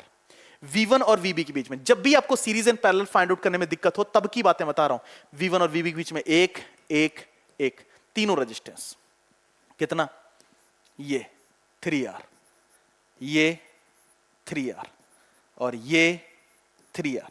आपने कहा कि तीनों को सीरीज में ही क्यों नहीं कनेक्ट किया, मैंने कहा तीनों वायर अलग अलग हैं इसलिए आप ऐसा करो 3 3 3 3 इन पैरेलल। सो आपके पास 1/r is equal to 1/3 plus 1/3 plus 1/3 that is equal to 3/3 that is equal to 1। इसका मतलब इसका कॉम्बिनेशन का रिजल्ट कितना आ गया R, दैट इज 3R ना, 3R। तो आपके पास ये कितना आ जाएगा 1R, R ये R that is equal to 2R। तो नेट रेजिस्टेंस कितना है 2R। पॉइंट डिवीजन मेथड, मैंने बोला था ज्यादातर क्वेश्चन आप पॉइंट डिवीजन मेथड से सॉल्व कर सकते हो, ठीक है। मेरे पास ये क्वेश्चन है, इस क्वेश्चन को मैं चाहता हूं आप लोग ट्राई करें। जस्ट अभी मैंने इस टाइप का डिस्कशन किया है, इस टाइप का क्वेश्चन मैंने सॉल्व करके आपको दिया है। आप इस क्वेश्चन को फ्रेम करेंगे, आप बिलीव करो आपसे क्वेश्चन मुश्किल नहीं होगा, आपसे सॉल्व हो जाएगा, ठीक है। तो ये क्वेश्चन आप करेंगे। इसके अलावा नेक्स्ट ये भी क्वेश्चन आप लोग ट्राई करो। लिखा है in the network shown each resistance is equal to R the equivalent resistance between adjacent corner A and D। A और D के क्रॉस क्या पोटेंशियल, सॉरी रेजिस्टेंस क्या होगा, इसका पोटेंशियल VA मान लो, इसका पोटेंशियल VD मान लो, ठीक है, VD मान लो। पॉइंट डिवीजन मेथड यूज करो, सॉल्व करने की कोशिश करो कि क्या चीजें बनके तैयार हो सकती हैं, ठीक है। वैसे अगर आपको कभी भी सिमेट्रिक सर्किट दिखाई दे, कभी भी सिमेट्रिक सर्किट दिखाई दे तो मेरी कुछ बातें आपने मान के चलनी है, ठीक है। अब एक बात बताओ, इससे करंट कितना जाएगा I/3, इससे करंट कितना जाएगा I/3, इससे भी करंट कितना जाएगा I/3। इन करा लो, आउट करा दो, इससे I/3, इससे भी I/3 और इससे भी I/3। सिमेट्रिक सर्किट मिले कभी भी तो ऐसा कर लिया भाई, करंट जितना जाएगा उतना ही निकलेगा, ठीक है। अब मुझे इसमें I/3 इधर से आ रहा है, इधर से आ रहा है, और इसमें I/3 थी चाहिए, तो सारा करंट इस पे मोड़ना पड़ेगा कि नहीं? ठीक है, मुझे I/3 इससे आ रहा है, इसमें I/3 चाहिए, तो पूरा करंट इसमें मोड़ना पड़ेगा कि नहीं? ये I/3 आ रहा है, इसमें I/3 चाहिए, इसका मतलब सारा करंट यहां पे, इसका मतलब इससे फ्लो होने वाला करंट क्या है? 0, और इससे भी फ्लो होने वाला करंट ऊपर या नीचे कितना है? 0। तो आपको पता है इस सर्किट को आप इन दोनों रेजिस्टेंस को यहां से छोड़ दो, ठीक है? तो ये यहां पे नहीं लगा हुआ है, यहां पे ये नहीं लगा हुआ है। सिमेट्रिक सर्किट में ऐसा करने की कोशिश किया करना, आसान हो जाएगा। R और R सीरीज, ये दोनों रेजिस्टेंस किसमें है? Series. The answer is 2R। ये दोनों किसमें है? 2R। ये दोनों किसमें है? 2R। And 2R 2R 2R in parallel. जब आप VA और VC के क्रॉस पोटेंशियल, सॉरी क्या कैलकुलेट करने जाते? VA और VC के क्रॉस नेट रेजिस्टेंस। तो VA और VC के क्रॉस अगर कैलकुलेट करने जाते तो आपके पास रिजल्ट क्या मिलता? 1/R is equal to 1/2R plus 1/2R plus 1/2R, that is 3/2R, that is equal to 2R/3। 2R/3 आता था जब आप A और C के क्रॉस पोटेंशियल ड्रॉप कैलकुलेट करने जाते हैं। A और D के क्रॉस करना है, A और D के क्रॉस करना है जब सिमेट्रिक सिचुएशन दिखाई दे, लेकिन आपको पता है A और D के क्रॉस करना है, तो सर्किट को मुझे यहां से देखना शुरू करना पड़ेगा। ठीक है, क्लियर? अब यहां से देखना शुरू करना पड़ेगा इसके क्रॉस, तो पॉइंट डिवीजन मेथड आपको बता रखा है मैंने। क्या बता रखा है? लगा के देखो, लगा के देखो यहां पे कि इसका पोटेंशियल कितना VA, इसका पोटेंशियल कितना है VD। अब VA की साइड से चलना शुरू करो। आपके पास VA की साइड से इधर गए, इधर गए तो कुछ ना कुछ पोटेंशियल ड्रॉप होगा। तो जितना पोटेंशियल, यानी अगर यहां पे V1 है तो यहां भी कितना होगा? V1, क्योंकि VA R पे ड्रॉप होने पे कितना बनता है? V1। VA R पे ड्रॉप होने पे कितना बनता है? V1। ठीक है, VA R पे ड्रॉप होने पे, VA R पे ड्रॉप होने पे क्या बनता है? इस टाइप से आप सर्किट को सॉल्व करने की कोशिश करो। तो पॉइंट डिवीजन मेथड यूज करो इस सर्किट को सॉल्व करने के लिए। मैं आपको पॉइंट डिवीजन मेथड सिखा चुका हूं। ठीक है, क्लियर? चलो नेक्स्ट प्रश्न आपके पास ये है। मैं चाहता हूं इस सर्किट को भी आप सॉल्व करेंगे by point division method, point division method. ठीक है, इसके अलावा नेक्स्ट क्वेश्चन, यस, अब क्वेश्चन का मॉडल बदल चुका है और चैप्टर के हम उस पार्ट पे जा चुके हैं जहां पे हम बात कर रहे होते हैं सर्किट एनालिसिस की। वैसे जब मैं थ्योरेटिकल डिस्कशन आपसे कर रहा था तो मैंने कहा था कि इस चैप्टर में सबसे इंपॉर्टेंट पार्ट यह है कि सर्किट से क्वेश्चन कैसे सॉल्व किया जाएगा, सर्किट एनालिसिस से रिलेटेड क्वेश्चन किस प्रकार से पूछा जाएगा। और मैंने बोला था मेजरली सारा डिस्कशन या सारे सॉल्यूशन आपको किरचॉफ लॉ से मिलने वाले हैं। यानी अगर आपको इस टॉपिक में रेजिस्टेंस कॉम्बिनेशन सॉल्व करना आता है, सर्किट को एनालाइज करना आता है, तो आपको पता है सर्किट एनालिसिस से ज्यादातर क्वेश्चन फ्रेम होकर आता है और उसमें किरचॉफ लॉ का यूज आपको बेहतर तरीके से आना चाहिए। अब स्टेटमेंट देखो, Kirchhoff first law, a summation of I is equal to 0 at a junction deals with the conservation of charge। बता चुका हूं, मुझे लगता है ज्यादा समय मुझे इस पे देना नहीं चाहिए, है ना? याद करो, मैंने कहा था कि एक जंक्शन है, करंट आ रहा है, ये इस टाइप से वायर, I1 है, ये I2 है, ये I3 है, ये I4 है। तो इनकमिंग करंट यानी I1 plus of I2 that is equal to I4 plus of I3, या फिर I1 plus of I2 minus I3 minus of I4 is equal to 0। क्या बताता है? Conservation of charge. Charge can neither be created nor be destroyed. तो first law, जिसको junction law भी कहा गया था, इस प्रकार का क्वेश्चन फ्रेम करके देगा आपको। नेक्स्ट प्रश्न आपके पास ये है, Kirchhoff second law. Second law क्या है?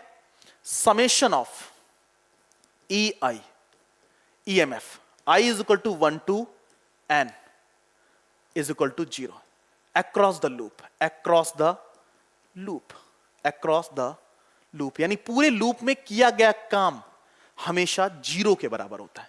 The Kirchhoff's second law, where the symbol have their usual meaning, is based on conservation of momentum, energy, charge, potential। तो आपको पता है, मैंने बताया था एनर्जी, एनर्जी। ठीक है, एनर्जी को लेकर डिस्कशन मैंने बोला ना कि ये भी थ्योरेटिकल क्वेश्चन। नेक्स्ट प्रश्न आपके पास क्या है? Determine the current in 2 ohm resistance. 2 ओम से पास होने वाला करंट बताओ। ठीक है, ये 6 वोल्ट की बैटरी है, करंट यहां से स्टार्ट I, करंट डिवीजन बताया, यहां से I आया, इसमें चला गया I1 इसमें चला गया I2, इसमें से करंट पास नहीं होगा क्योंकि नहीं, यहां पे कैपेसिटर लगा हुआ है और कैपेसिटर से करंट फ्लो नहीं करता है, करंट फ्लो नहीं करता है। कैपेसिटर टॉपिक मैं डिस्कस कर चुका हूं, इससे पास होना करंट, इसका मतलब देखा जाए तो ये सर्किट है ही नहीं, ये वाला पोर्शन लगा ही नहीं है, ठीक है। तो ये I1 और I2। अब आपको पता है कि ये दोनों किसमें है, पैरेलल में, ये दोनों पैरेलल में। मुझे करंट पता करना है, ये दोनों इससे पास होना करंट कितना है, ठीक है। अब यहां से कितना आया I, क्लियर। इसमें I1 एक वेरिएबल कोशिश किया करो कम बनाने की कोशिश किया करो, इसको आप I2 ना लेके, अगर आपने इसमें I1 भेजा या फिर इसमें आप I1 भेजो और इससे जाएगा I माइनस ऑफ I1, क्योंकि I आया तो I1 अगर इधर चला गया I माइनस ऑफ I1। तो मुझे बेसिकली किसकी वैल्यू फाइंड आउट करनी, I1 की। इसको बोलते हैं करंट डिवीजन, यानी सर्किट में आपको करंट डिवीजन अच्छे से आना चाहिए, क्लियर। किरचॉफ लॉ जब मैंने आपको बताया तो उस समय मैंने एक डिस्कशन आपसे किया कि प्लीज इसमें आप एक बात याद रखो, और वो ये है कि साइन कन्वेंशन क्या फॉलो करोगे। मैंने बोला ना कि कभी भी सर्किट ये नहीं कहता कि रेजिस्टेंस से करंट एंटर करते टाइम पॉजिटिव और निकलते टाइम नेगेटिव होता है, ऐसा कुछ भी नहीं है। हमने अपनी सुविधा के अकॉर्डिंग क्वेश्चन को सॉल्व करने के लिए ऐसा मान लिया है कि हम ये मानेंगे कि रेजिस्टेंस में जब करंट एंटर कर रहा है तो हम पॉजिटिव साइन के साथ एंटर करा रहे हैं और नेगेटिव साइन के साथ निकाल रहे हैं, पॉजिटिव साइन के साथ एंटर करा रहे हैं, नेगेटिव साइन के साथ निकाल रहे हैं, पॉजिटिव साइन के साथ एंटर करा रहे हैं, नेगेटिव साइन के साथ निकाल रहे हैं, ठीक है। और मैंने बोला कि कैपेसिटर करंट को पास नहीं करने देता। क्यों नहीं करने देता है, ये बात मैं आपको ऑल्टरनेटिंग करंट में बताऊंगा। ऑल्टरनेटिंग करंट में XC इज इक्वल टू होता है 1/2 पाई FC, यानी frequency for the DC is 0, that's why XC is tended to infinite. और आपको पता है XC इनफाइनाइट मतलब रेजिस्टेंस इनफाइनाइट, तो करंट को पास नहीं करने देगा। खैर ये लॉजिकल मीनिंग है, मैं करंट एंड इलेक्ट्रिसिटी यानी सॉरी ऑल्टरनेटिंग करंट जब आपसे डिस्कस कर रहा हूं तब मैं ये डिस्कस, जब ये मैं आपको बताऊंगा, ठीक है। तो करंट यहां से तो पास हो नहीं रहा, तो अगर आप चाहो तो इस वाले पार्ट को आप बिल्कुल भी कंसीडर मत करो, ये छोड़ दो, लीव कर दो। तो सर्किट में क्या है, सर्किट में एक लूप आपको ये बनता हुआ दिखाई दे रहा है ना। किरचॉफ लॉ लगाना कैसे सिखाया कि आप सबसे पहले एक ऐसा लड्डू बना लो, बना लिया आपने। साइन कन्वेंशन कैसे बताया कि आपने उस लड्डू में घूमते समय, उस राउंड में घूमते समय वो वाला साइन कंसीडर करना है जो बाद में आया। तो मुझे बताओ इसमें बाद में कौन आया, प्लस, तो ले लो +6। इसमें बाद में कौन आया, माइनस, तो minus voltage, voltage equal to क्या होता है, I minus of I1 into R, R for the 3, ठीक है। इसमें बाद में कौन सा साइन आया, -2.8 इंटू I। मुझे बताओ क्या ये पहली इक्वेशन बन गई, ये पहली इक्वेशन बन गई, ठीक है।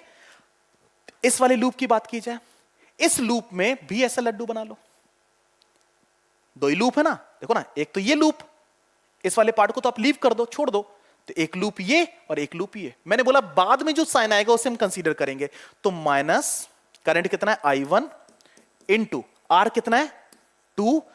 अगर 3 ओम की बात करें तो इस लड्डू में घूमे तो बाद में साइन आ रहा है माइनस, इसमें कौन सा आ रहा है प्लस, तो plus of I minus of I1 into 3 is equal to 0। ये दो इक्वेशन, यानी पहली इक्वेशन आपके पास ये है, दूसरी इक्वेशन आपके पास ये है।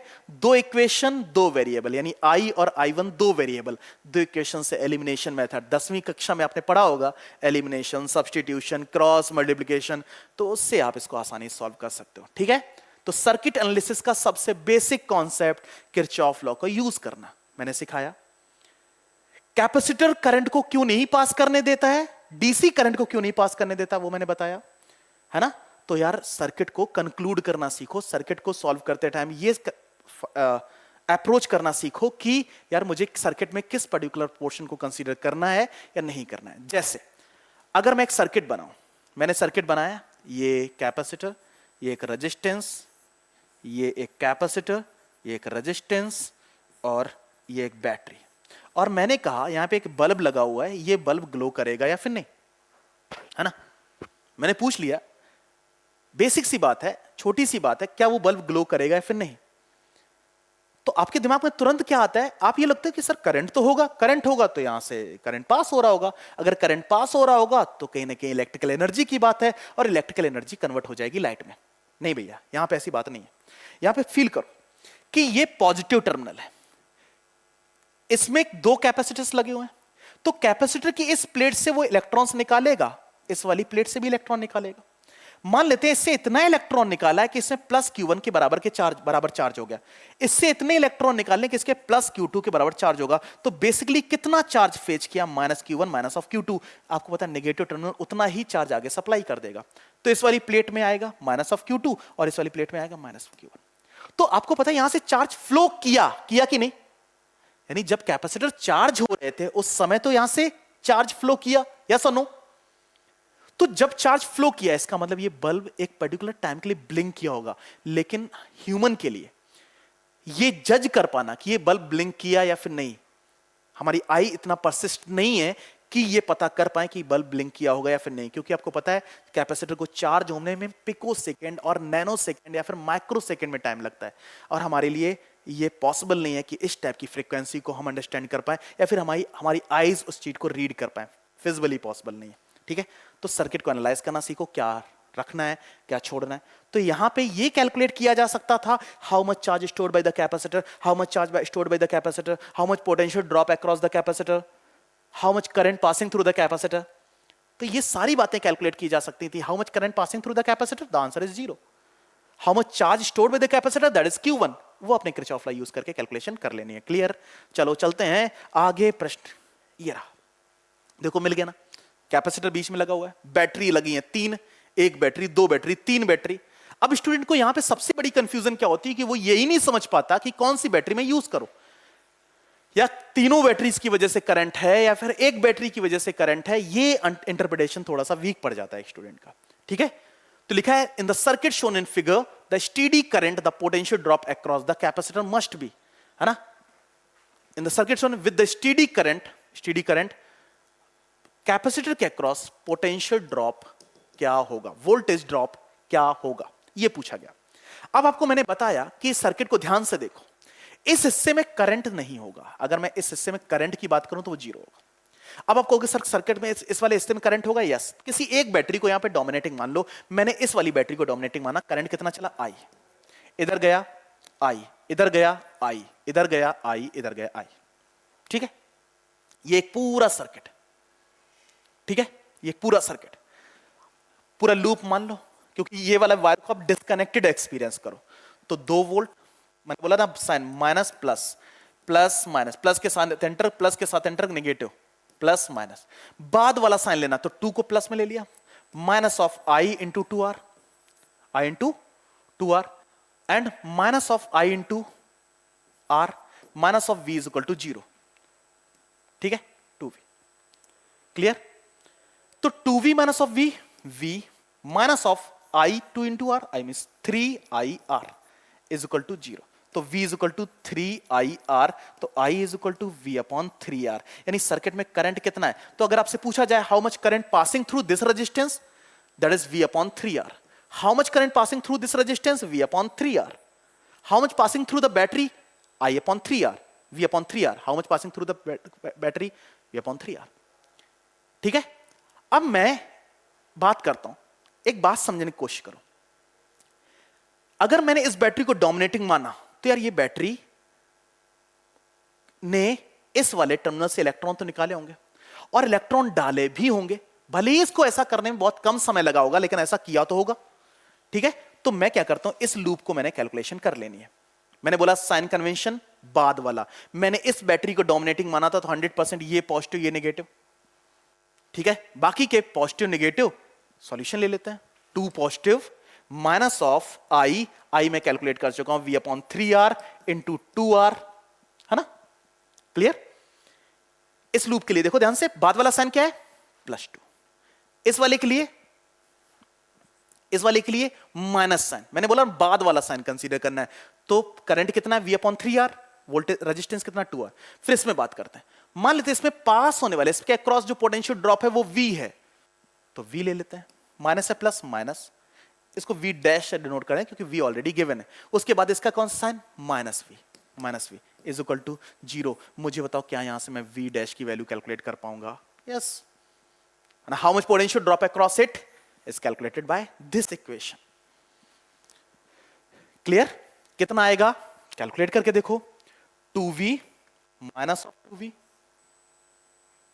देखो 2V माइनस ऑफ 2V, ये actually V dash, sorry 2v minus of v, that is v, minus of v dash, and minus of r से r, that is 2v by 3 is equal to 0.